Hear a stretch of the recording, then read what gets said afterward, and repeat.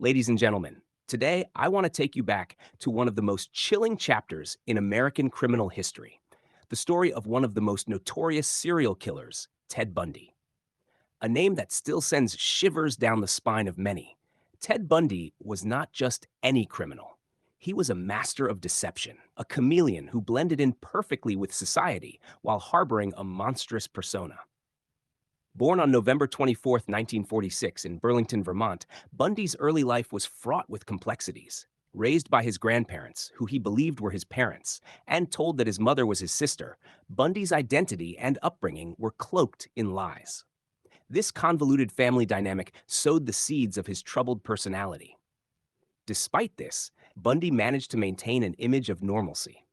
He was described by many as charming, intelligent, and even charismatic, a facade that would later aid his horrific endeavors. Bundy's criminal career is believed to have started in the early 1970s.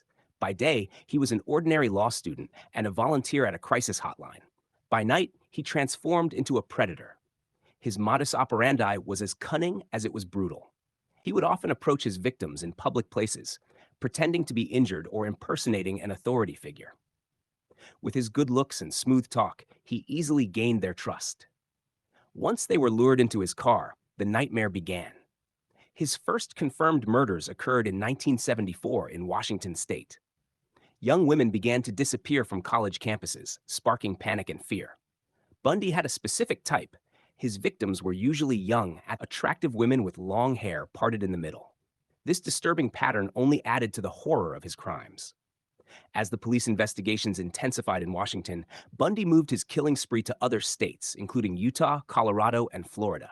In each state, he left behind a trail of terror and death. Despite the growing body count, Bundy managed to evade capture, primarily because he appeared so ordinary, so unlike the monster he truly was. In 1975, Bundy's reign of terror faced its first major challenge when he was arrested in Utah for aggravated kidnapping and attempted criminal assault. Even then, he maintained his composure and continued to manipulate those around him. During his trial, Bundy chose to represent himself, exploiting his knowledge of the law to delay proceedings and create confusion. But Bundy's true audacity was revealed in 1977.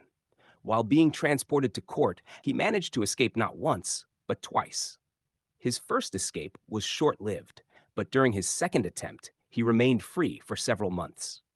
During this time, he committed more murders, including the infamous attack at the Chi Omega sorority house at Florida State University in 1978, where he brutally murdered two women and severely injured two others.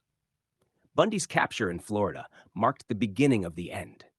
The evidence against him was overwhelming, and his charm could no longer save him. He was tried and convicted for the Chi Omega murders, among other crimes.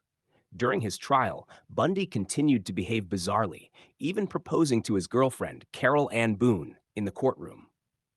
The marriage was legally recognized because it occurred in the presence of a judge. Despite his repeated claims of innocence, Bundy eventually confessed to over 30 murders, although the true number of his victims remains unknown. He used these confessions as a bargaining chip, hoping to delay his execution.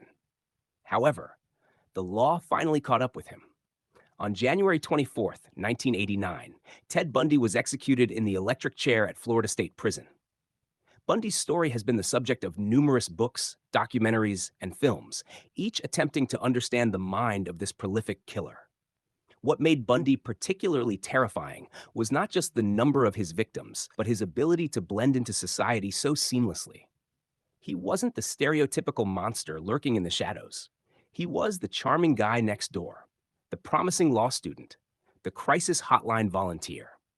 His case has left a lasting impact on the field of criminal psychology, as experts continue to study his behavior in an attempt to understand the nature of psychopathy and the masks that such individuals can wear. Bundy's life and crime serve as a grim reminder that evil can sometimes hide behind the most unsuspecting faces. In conclusion, the story of Ted Bundy is a chilling exploration of deception, manipulation, and the darkest depths of human nature. It's a tale that underscores the importance of vigilance and the understanding that monsters can walk among us, hidden in plain sight. Thank you. This